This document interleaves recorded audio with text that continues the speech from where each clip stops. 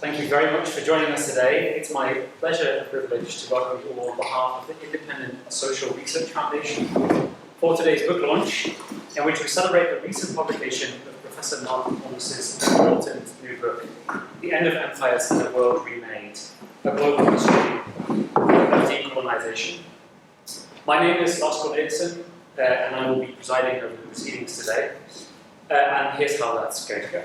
I'm going to open with some brief introductory remarks, first about the book and then a little bit about Martin.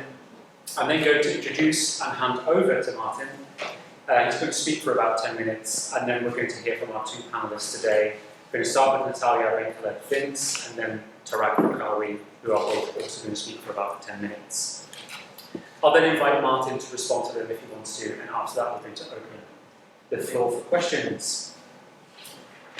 Today, the concept of decolonization embodies a profound historical paradox. On the one hand, calls to decolonize public institutions like museums and universities, or the memorials, street names and architectures that grace our villages and towns and cities abound. As a result, the language of decolonization, passed as a process of cultural reckoning or institutional reform, has made its way into legacy media, political discourse, the workplace, and even managerial reason. Outside of right-wing culture warriors, few would dispute that decolonization is an important, or at the very least, admirable ambition. On the other hand, recent world events have seen the spectacular and shocking return of devastating warfare in Ukraine and the Middle East in the name of colonial and crypto-colonial projects. If the hypocritical and self-righteous imperialism of the so-called war on terror dared not speak its own name, nobody looking at today's geopolitical landscape can reasonably conclude that the era of colonial ambition is over. Within this complex and charged landscape, Martin's ambitious and compelling book makes for a much-needed intervention. It revisits the history of decolonization and forcefully argues that a complete understanding of the end of empires requires that we approach this history from a global perspective. Like empires themselves, the process of decolonization is complex, networked, layered, indeed global. Departing from this premise, Martin sets out to disentangle, map out, and study the various transnational trends that together shaped what he terms empire destruction.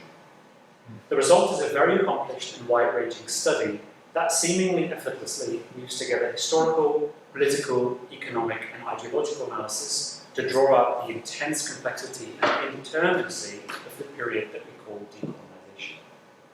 If I had to pick one word to characterize this book, it would be rigorous. To see what I mean, you need only look at the book's endnotes. The reason this handsome volume is such a doorstopper is that it has 180 pages of endnotes. That number gives you a good sense of how thoroughly researched and erudite this book really is. And it's in this rigor above all that Martin's work most strongly embodies the values of the ISRF. Now, for those of you who don't know us, the ISRF is a small independent research funder that supports individual scholars to complete research that is oriented towards real-world problems and that breaks with dominant frames of analysis. It supports work that is critical of existing power structures, but not in a glib or performative way. Critique has to be rigorous to be effective. And that's why we are so proud to have supported Martin with some of the research that's gone into this book. Martin held an ISRF mid-career fellowship all the way back in 2015 and 2016. And he has been a close friend to the Foundation ever since, and has made countless contributions to our research culture.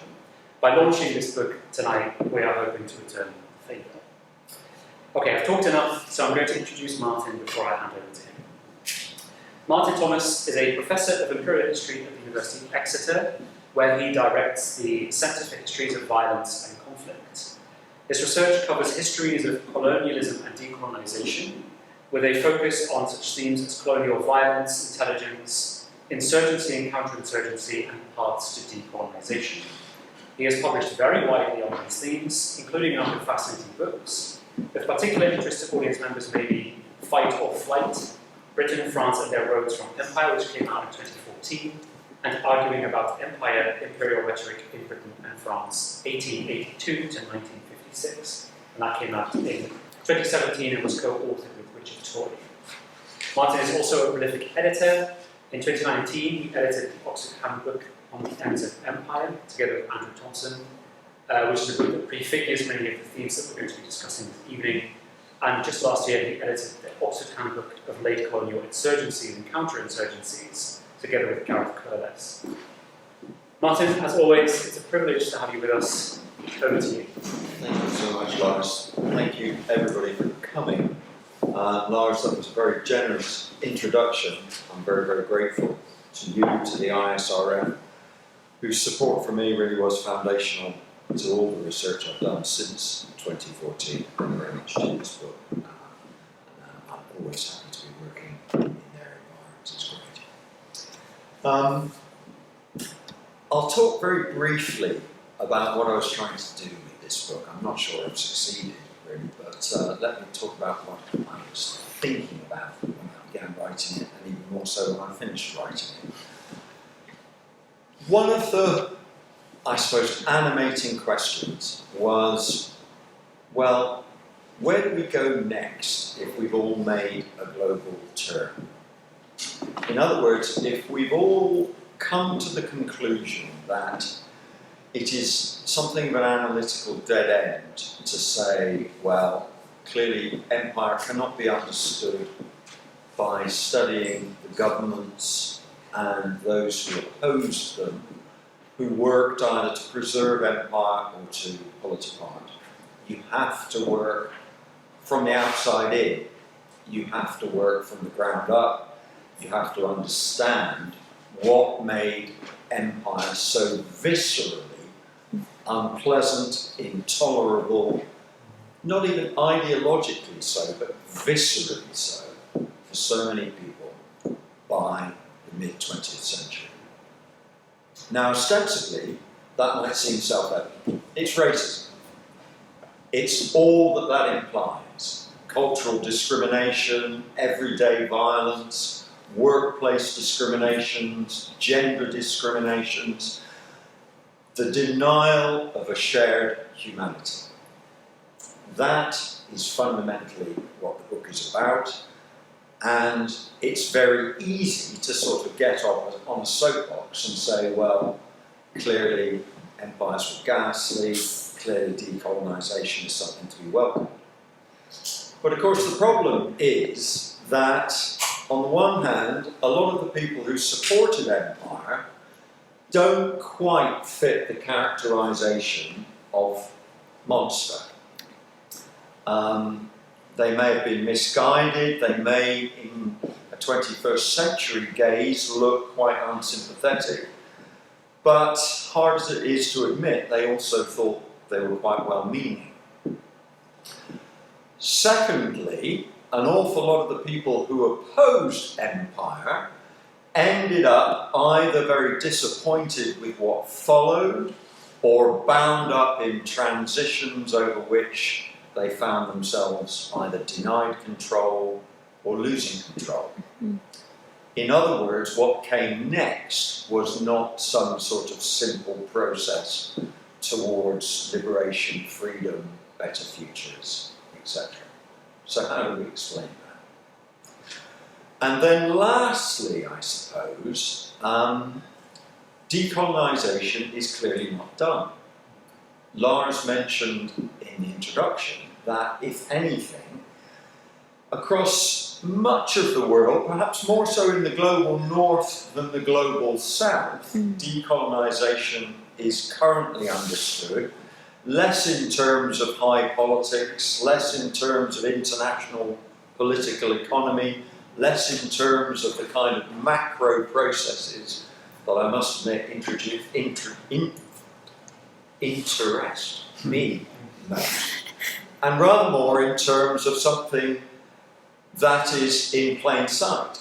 The persistence of societal forms of racism, whether institutionally, in public culture, in police forces, in hiring mechanisms, in gender discriminations, in the everyday life of all of us. So decolonisation, in a sense, has come to mean everything unacceptable, and at the same time, I don't want to say it's been emptied of its old analytical content, but the connection between what some post-colonial scholarship would call historical colonialism, the kind of stuff that we all collectively look at in principally the 20th century, but also the 21st, and present-day reality. Those things are viewed as somehow disconnected. So the book, I suppose, is an effort to explain both that disconnect, but also to try and bring those forms of decolonisation a little bit more back into dialogue. I'm keen to hear what Natalya and Tarak have to say. I'm keen to get the discussion going with you guys, so I'm going to stop there. Thank you again. Thank you very much, Martin.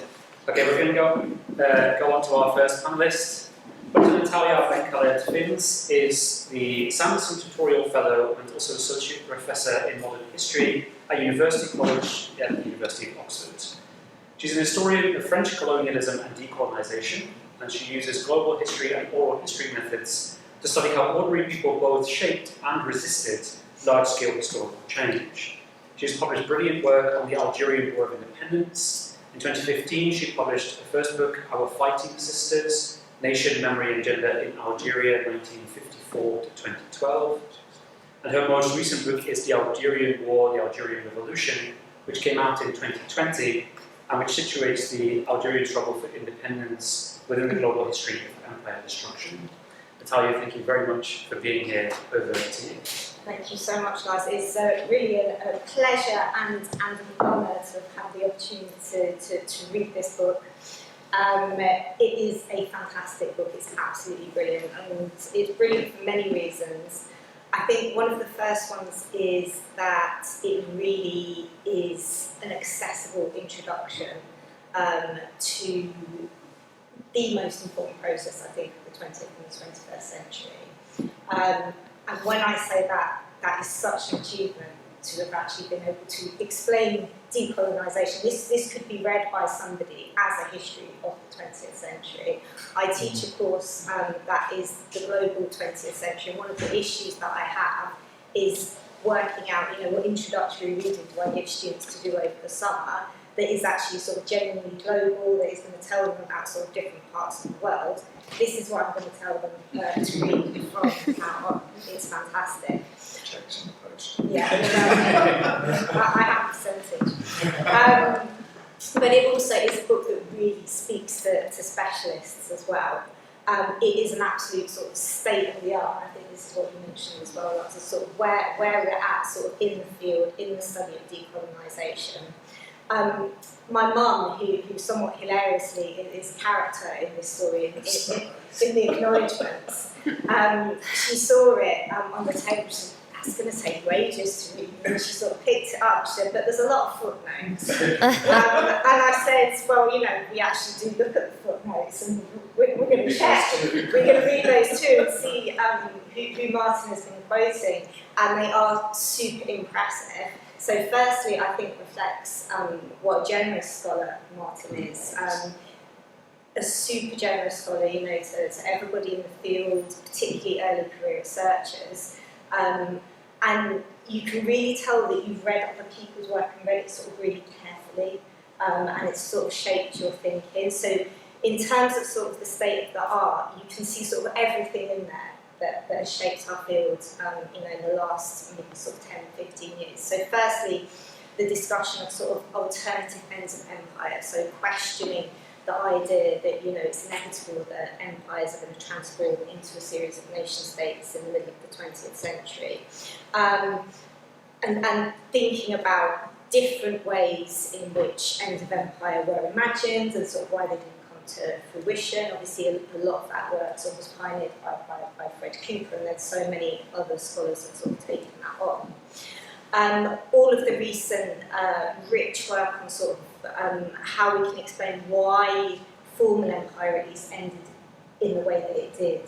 And you've had a sort of a long-standing interest in sort of questions of violence, and really thinking through very carefully in terms of sort of post-colonial settlements, and I use settlements sort of in a very loose term, outcomes, and the ways in which they were both structurally produced by the nature of empire, but also, the messiness and how they're sort of very contingent and they take on sort of dynamics of their own. You mentioned that you like macro history. So for someone that likes macro history, you do fantastic micro history as well. So this is sort of very much sort of a multi-directional history. It's sort of history from above and from below. And it might be quite interesting, if you want to reflect back on some of your earlier works, to think about maybe how your own approach has sort of changed to that. You use the term lived experience a lot in the book, and I was interested in that. You don't use the term agency much though. So maybe we could talk about that, why that sort of choice of terms. But really, emphasising that people have multiple forms of belonging, that anti-colonialism isn't just, in favour of the sovereign sort of nation state sort of within fixed boundaries, that class tensions are important, the maybe disputes, regional identities, religious and ethnic identities, and so on and so forth. All the literature on sort of East-South relations is in there, all the literature on South-South relations, environmental history, human rights history, it really sort of is, a tour de force. But it's not just a state of the art either. I think you've got a really quite provocative argument in there, actually, about the relationship between decolonisation and globalisation. Did you mean to be provocative? Yeah. So, obviously, sort of the question at the heart of it is kind of what is the relationship between, globalisation and decolonisation. Of course, part of that is actually thinking about what is globalisation, what is decolonisation. You make a really strong case that neither of those processes are sort of singular or unidirectional. Your book asks the question, what is the global history of decolonisation? You sort of address that, head on. So part of the answer is in, hugely impressive sort of coverage of this book. And I know colleagues that work on South America will be really delighted that you properly integrated them into it, because they're always complaining. They're always complaining. I hope no one feels offended by that. They're right to complain. It is a very justified critique that Martin is responding to. So the coverage sort of makes it global, but then of course it's sort of the history of sort of connections of people and money and goods, and we see very much your interest in the political economy come through. You've got 2 chapters on that. They got part 1 and part 2, but they're still longer than some of your other chapters. I did check the length, so. I was really intrigued that last talked about, apparently I've probably said this in my description myself on the website, that I use global history methods. I'm not actually sure what that means. And I think a lot of people would say that as well, what does it mean to use global history methods? And I guess sort of the question I'd like to ask you is about the connections between decolonisation and globalisation. So obviously, to use possibly a very overused term, they're entangled, they're mutually reinforcing, but kind of which one comes first? Because you've got sort of on page 35, you've got the case for globalising decolonisation, but it seems to me that what really comes through the book is that the processes of reinventing empire and seeking to decolonise are themselves the globalising processes. So, I mean, I don't, not to get into, some sort of sterile argument about sort of causation, but I think it's actually really interesting to think about, because it does push us to think about causation perhaps in more interesting ways. So, now more and more the Cold War is talked about as a footnote in the more significant history of decolonisation. And I just wonder, what could that also work for globalisation? So that's a question to you. My other question was about chronology. So the book is sort of broadly chronological. It goes from the First World War to the mid-1970s, but it's not strictly chronological. And you've got loads of really interesting, important things to say about chronology. So, you talk about the Second World War as the Great War that ends probably at the earliest late 1940s, early sort of 1950s. So there's this sort of chronological sort of stretching out. And then some of the themes that you look at, so the political economy themes, the themes on sort of Pan-Africanism, Pan-Asianism, themes of sort of not late colonial development, developmentalism, all of those are sort of crossing over, you know, the formal moment of the transfer of power. So it seems to me that you've got something really important to say as well about the kinds of chronologies that we use. And I wonder if that is reflected as well in terms of what kinds of decolonisation are possible or imaginable at different points in time. So thinking about 1947, 1948, the partitions that we get in India and in Palestine, if those processes had taken place in 1960, would they have looked quite different? So, you know, so when we start thinking about chronologies, I think it makes us think very much about sort of boundaries of the possible and the impossible. And that's not to, you know, historians are rightly sort of sceptical of, you know, sort of, you know, speculative for what is kind of history. But I think it's interesting because actually a lot of anti-colonial activists use this kind of politics of comparison.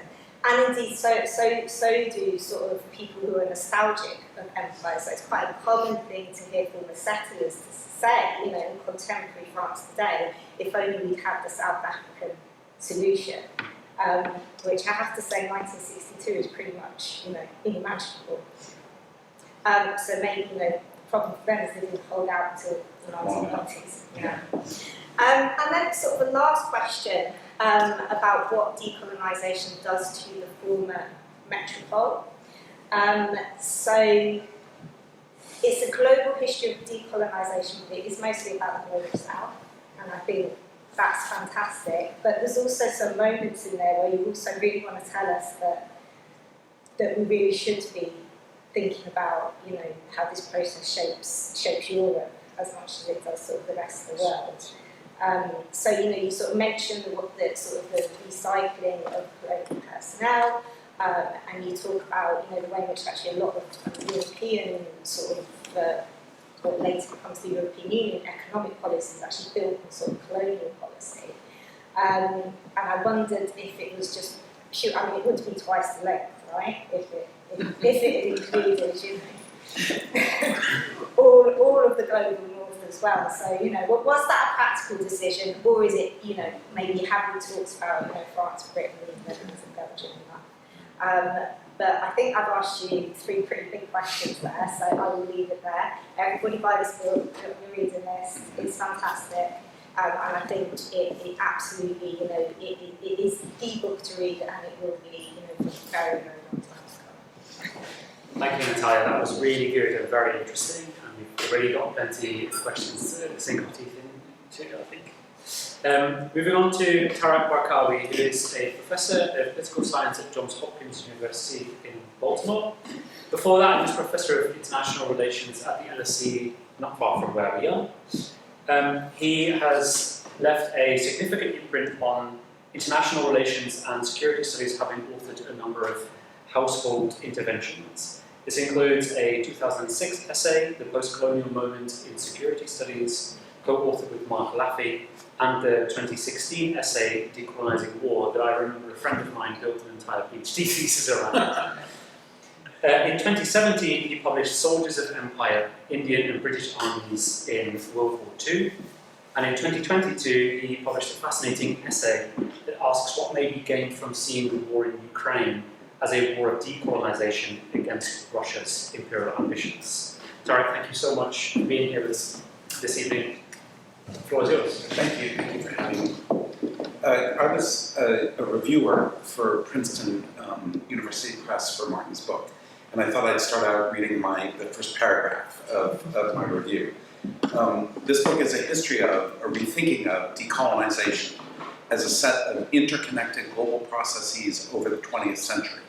Its innovation is to connect global history, the phenomenon we know as globalization, and new scholarship on the world wars and the Cold War to decolonization, to produce both a new concept of decolonization and a new history of it. The scholarship is nothing short of magisterial. The text is a compendium of the massive historical and social science literatures related to these topics. Thomas draws heavily on the new imperial history, various country studies of decolonization, recent rethinking of the world wars, and the history of internationalisms. Think of all the things you have to be master of to write that, to produce the account and narrative of decolonization as a global process. He supplements his encyclopedic mastery of relevant literature with his own archival work and expertise to produce a global history text that effectively combines primary and secondary scholarship. There is nothing like this manuscript that I'm familiar with. A novel intervention across several areas of inquiry that accomplishes a fundamental rethinking of a major concept and of the central world ordering event of the 20th century. For all of these reasons, I strongly recommend publication. This book will find eager audiences across disciplines of the humanities and social sciences. What I thought I would do in the remainder of my remarks is sort of raise some themes, and then end with a couple of, not quite questions, but provocations. And I'm trying not to repeat things that Natalya has said. One of the things to say, and one of the things that is so attractive about history, I sort of sit at the intersection of social science and history writing, is that it's holistic. This is social, economic, cultural, political, military. And of course, it is global. And it's global in the specific sense that the world is conceived as a single place, a single finite arena. And as Lenin observes after the scramble for Africa, it's an arena in which we can only struggle over redivisions of the world. And this redivision is not only an affair of the great powers contesting from above, but also from peoples struggling from below to free themselves from empire.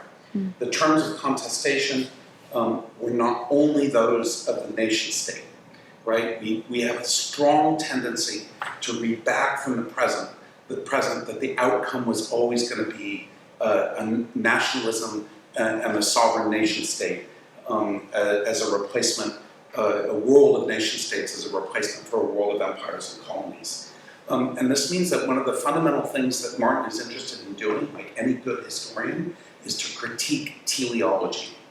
The nation state was not the obvious outcome of decolonization processes. In fact, if you look at anti-colonial rebellions in the 19th century, they were not about achieving national independence. They were peasant revolts, they were efforts to reestablish the Mogul Empire, they were jacqueries and all kinds of things.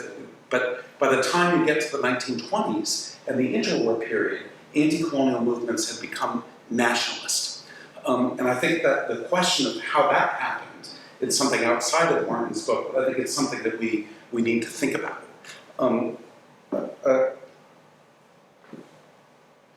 Many of the people struggling against empire, and this is Frederick Cooper, Gary Wilder, and a whole bunch of other scholars now, were not necessarily interested in gaining independence. For one thing, after an empire has sucked all the wealth, many of the people, and everything out of your country, you don't want just independence, you want some of that back. You want to reform empire, you want to come to some arrangement with the metropole that gives you something back. Gandhi initially thought that empire was the solution to South Asia's majority-minority problems. It wasn't until he had fully encountered British racism that he decided he'd better go for complete independence. So people who were struggling against empire, who were anti-colonial, were not necessarily nationalist. Yet we ended up with a world of nation states. And one of the reasons I think that is the outcome is because at a certain point, people thinking about the future of the British Empire and the future of American world order from the top also came to see the value of a world of small nation states that could be penetrated by their former colonizers, by the superpowers, that would be still tied into a capitalist world economy that would exist, carry on beyond the end of formal empire. This is another a big theme of Martin's. It's actually this capitalist world economy that connects decolonization to globalization. I think that's the sort of underlying thrust of that. And moreover, it gets you out of having to pay for your colonies, right? You don't have to administer the colony, you don't have to put down the revolt, but if they put down put in a government that's unfriendly to capitalism, well then you can, temporarily invade, or you can coup them, or do a covert action, or whatever. And the United States tries out this form of, as Appleman Williams calls it, anti-colonial imperialism. It tries out this form of imperialism in Latin America. And one way, the way I think of decolonization, is the globalization of this strategy. A world of small states, managed by IGOs and the UN, penetrated by and hierarchically ordered by the great powers. That is the outcome of decolonization, and it's an outcome that is neither what the anti-colonial nationalists wanted, nor is it a world completely at the behest of the imperial power of the great powers. Right? This is a world that is an outcome of struggles and conflict. Okay, so there's my world order line. I want to say something that I presaged in that paragraph I read to you. As Trudeau tells us, history has two meanings that are always entangled with one another: what happened in the past and what is said to have happened. And Martin is both a fact master of what happened in the past. This is, that's how you get to 180 pages of footnotes. But he is also a master of the literature, as Natalya was saying. And in fact, one of the things I said in my review is you have to stop referring so generously to all the scholars, because it breaks up the text, even though it's fair. But Martin is engaged as much with telling us about decolonization as he is with critiquing, reformulating, and interconnecting literatures about decolonization.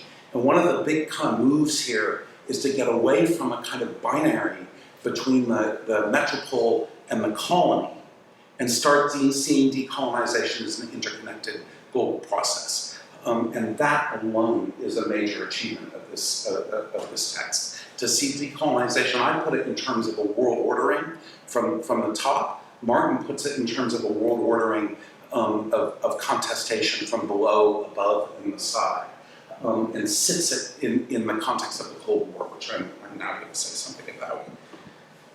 Okay, so I want to end with two kind of provocations.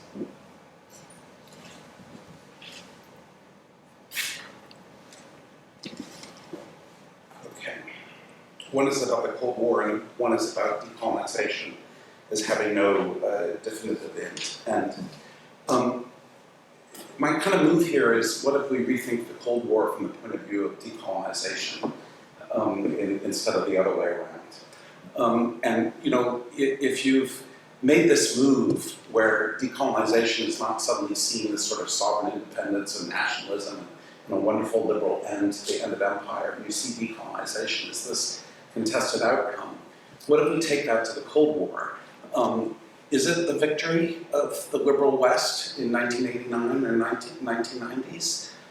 Or from our vantage point today, is it the victory of ethnic and religious sectarianism?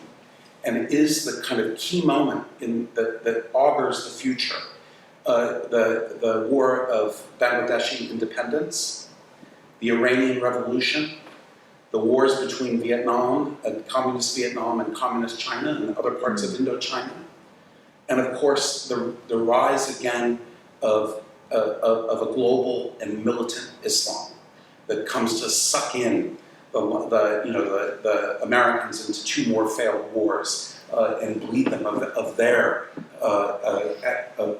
power. So Cold War becomes World War III, and the victors become some of the same transnational forces that the empires were busy trying to manage. Ethnic, losing my thread a little bit, but empires were both tried to manage, foster, and contest ethnic and religious sectarianism.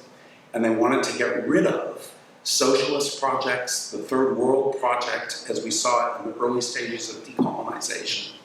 And this ethnic and sectarian forces have come back to dominate what we now see as the global South and to challenge the remaining superpowers in ways that we couldn't have imagined in 1989. And this suggests, if you sort of situate the role of empires in fostering ethnic identities and inventing them, and in wiping out various kinds of modern alternatives, there's a kind of return of that at the end of the Cold War, a return that once again has challenged us, but not in the form of nice socialists and third worldists and some of the better sort of humane communists in the third world, but as very dark forces that have come to dominate the world in the last couple of decades.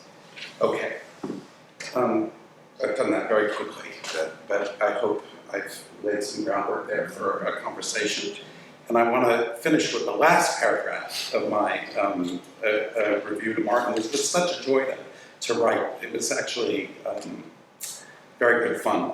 Thomas's narrative more or less ends in the 1970s. Again, a somewhat conventional starting point for decolonization is the end of formal empire. I think the focus on European overseas empires is shaping the periodization more than it maybe should. The present war in Ukraine is in many respects a decolonizing war. East Europeans and Balts, as Thomas mentions, also regard their independence from Soviet rule in decolonizing terms, and today raise many issues associated with colonial mindsets in various scholarly and policy fora. The war on terror borrowed from the transnational threat imaginaries of Imperial France and Britain, repurposing jihadis to justify a final invigoration of American world power.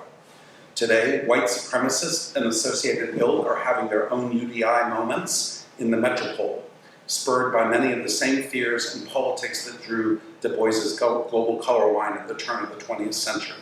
Brexit not only explicitly involves language of independence from Europe, but also, that is decolonizing Britain from Europe, but also presages a potential breakup and decolonization of the UK itself, while stumbling over the first British colony in Ireland. These are all points an IR scholar may feel more comfortable invoking than a historian, but I make them to suggest very strongly that decolonization, in the very terms Thomas so powerfully asks us to think about, may well be far from over as a set of historical processes. I wonder if some of these points might be worth considering in a revised conclusion or indeed at a book launch. Both those interventions were great. Really great. Thank you so much. I've not really done book launches very much. They're a bit weird, aren't they? I mean, you kind of get your ego massaged, and you know, I hope you're not sitting there thinking, "Oh, bloody hell, who is this guy?" Let's answer those questions because they are really interesting questions. I took a lot of time in the book, but as both our brilliant commentators have said in the most generous terms, the book is by no means perfect. There are lots of holes in it. There will always be holes in every good, certainly every good academic book, I think, and mine is no different. In some senses, you know, it's a bit of an academic conceit, isn't it? We use this nice phrase, provocations. It's a very nice way of saying, well, you know, let's think about things that we might have done a little differently. And there are a lot of things that I think I still need to think through. Mm. And to bring all of the questions, Natalya raised 3 or 4, Tarak raised several, but distilled them very cleverly down into 2. But if I can distill them even more, the thing that is really on my mind more than anything, looking back over this work, is what I describe in my own mind increasingly as the fetishization of sovereignty. sovereignty, which sounds a bit fancy schmancy, but it's actually something very simple. And Tarak was describing it in terms of the triumph of the nation state, the disappointments of decolonisation, the fact that so many anti-colonial thinkers, so many anti-colonial activists, so many, if we can use this term, ordinary people bound up in struggles for decolonisation were not thinking that they just wanted the same sort of political organisation but without those nasty foreigners in charge. They were thinking much more ambitiously. As Natalya was pointing out, sometimes they were thinking contingently in terms of reforms, in terms of ways of doing things inside a system rather than outside a system. In other words, of doing something, trying to make empire better, trying to make empire something that it currently wasn't but might have been. I personally think that was doomed because, to me, empire is inextricably racist and it is intolerable in that sense, and we need to call it out as such. On the other hand, we've somehow got to a point, as Tarak was saying in his closing remarks, where in the 21st century, the most successful transnational organisation of the past decade and a half, arguably, has been ISIS. It has claimed an authority scrupulously on grounds other than national legitimacy. The problem with decolonisation, however we configure it, was that it promoted or it somehow resulted in this fetishisation of sovereignty. To be decolonised, one had to be a sovereign, independent nation state.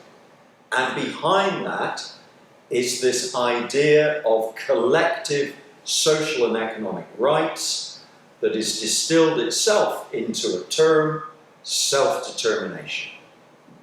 That became a trope really after the First World War, but that became an orthodoxy more in the 1940s, 50s, 60s, 70s, but which was predicated on the idea that before anything else could be possible,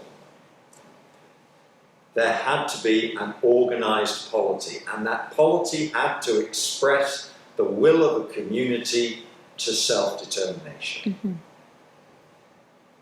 Tarak was just talking in passing there about Bangladesh in the 1970s versus what Natalya raised equally pertinently in terms of India and the subcontinent as a whole in the 1940s, that in a sense, the partitions of the 1940s, yes, obviously are historically located, they are of their time. So too, the later reversal of another partition, the creation of a Bangladeshi state from the former East Pakistan. But again, what underlies both is this kind of belief that sovereignty is all. In a sense, the tragedy, if there is a tragedy that we're describing behind all of this, unfulfilled decolonisation, is that virtually every problem we confront now cannot be solved at the level of a sovereign state. The existential problems that we and our children are going to face are global. They demand of us some other form of making decisions and prioritising what matters. What matters, frankly, is not the extra penny or two on your income tax. It is the glaring poverty gaps between the rich and the poor. How can we still be in a century in which well over an eighth of the global population will go to bed hungry? Now, I'm not, again, if the soapbox is coming out, I'm going to put it away. But what I'm talking about here, really, is the glaring failure of decolonisation to deliver.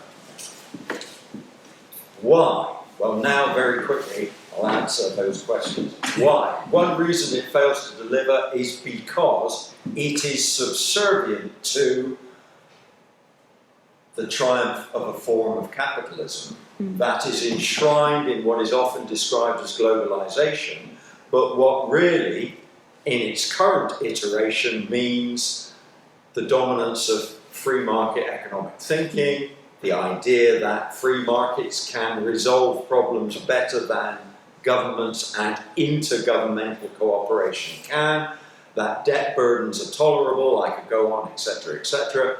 But decolonisation has been crushed by the economic conditions in which it has taken place.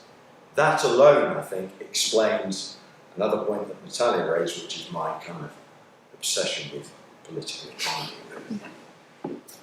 Another reason for that is the ISRF and its wonderful political economy seminars. I'll just answer a couple. I haven't answered all of these questions at all, really, but a couple of other points. One from Natalya, one from Tarak. Natalya finished by saying, well, really, you haven't looked at the kind of blowback as fully as you might, and that's an entirely fair point. I haven't. This is primarily a book about the global south, about how decolonisation was lived. We'll talk about lived experience and agency perhaps a bit later. It's not really a book about what decolonisation does to Britain, British society, French society, etc. I'm sorry if that's why you picked it up. That's not what it is. I'm not going to go into that in great detail. My only point is that I think really decolonisation has to start from the societies most bound up with it.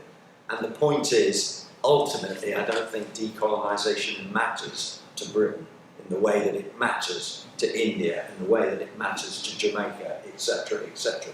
It's not as viscerally imminent. It doesn't destroy lives in the way it does for people who are on the receiving end of empire. Then Tarak raised a really, really great point about the fact, well, why stop? You can't stop. You know, in a sense, this shouldn't be a book, this should be an unending conversation. I quite agree, because decolonisation rolls on, unfortunately. We're still caught up in the thick of it. Quite right. I can't agree with that more. The one thing I would say is that in response to that final paragraph, I did rewrite some of the latter stages to try and make that point. But the ostensible end of the big Cold War after the fall of the Berlin Wall, etc., really did not change the game in the global south in the way that people thought it would. The best lecture I have ever seen was given by a theology professor. It was her valedictory lecture at the point of her retirement, and she said, I've worked for 40 years and I've got everything wrong. I thought that the contemporary history of religion was about the rise of secularism. I thought we were heading to a world beyond religion. Yeah. How wrong I was. And that was just before 9/11. Yeah. Nobody can write about this kind of stuff in the same way after 9/11. I'm a creature of post 9/11. I'm a creature of all the horrible things that have been done across the global south since that event. Not by Islamists, but by those claiming to want to defeat them. So yeah, I take that point entirely, but I'll stop there.